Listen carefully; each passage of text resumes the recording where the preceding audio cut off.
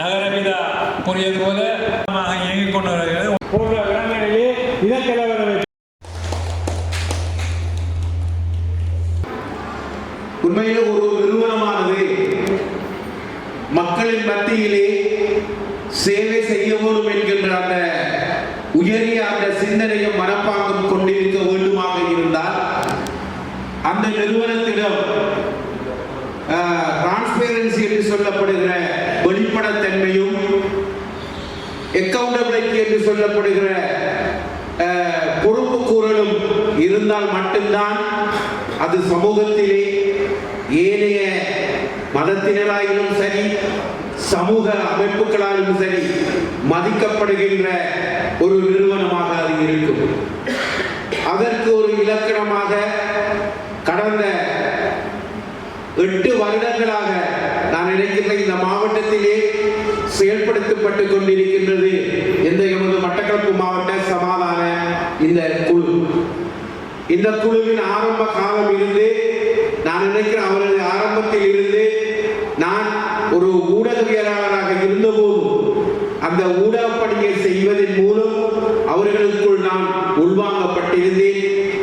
உள்வாங்கப்பட்ட நிலையிலே அவர்களினால் செயல்படுத்தப்படுகிற அந்த கூட்டங்களிலே நான் கலந்து கொண்டு இனங்களிலேயே தேசிய சமாதான நல்லிணக்கத்தை ஏற்படுத்துவதற்கான அனைத்து அமைப்புகளிலும் அந்த செயல்பாடுகளிலும் நான் எனது ஆர்வத்தை நான் அவர்களுக்கு வெளிப்படுத்தியிருந்தேன்.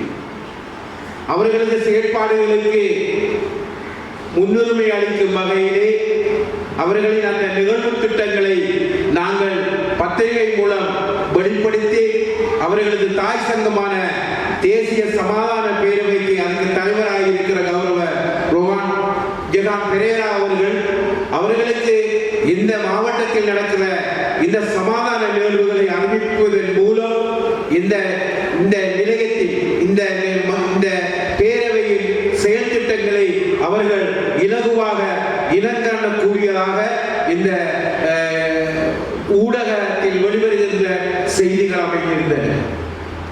உண்மையில் ஒரு மனிதனை எடுத்துக்கொண்டால் நமக்கு 2 விழிகள் இருக்கின்றன. அந்த 2 விழிகளும் ஒன்றாக நேராக பார்க்கும் போது ஒரு இடத்திலே அது குவியும் போதுதான் அது துல்லியமான பார்வையை நாம் பெறுகிறோம். அதே போன்று இந்த நிறுவனத்துக்கு இந்த மனோகரன் அவர்களும் கமீட் அவர்களும் ஒன்றாக செயல்படுவதன் காரணமாக உங்களது இந்த நிகழ்ச்சி திட்டங்கள் இலங்கையில் பிரபல்யம் மிக்கதாக அமைந்திருக்கின்றது எனலாம்.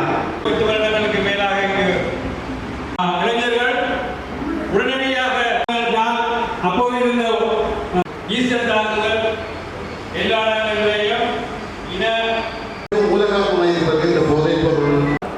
மிகவும் பாரதூரமாக இருப்பது எல்லா மதங்களும் ஒரு இடத்திலே ஒரு குடையின் கீழ்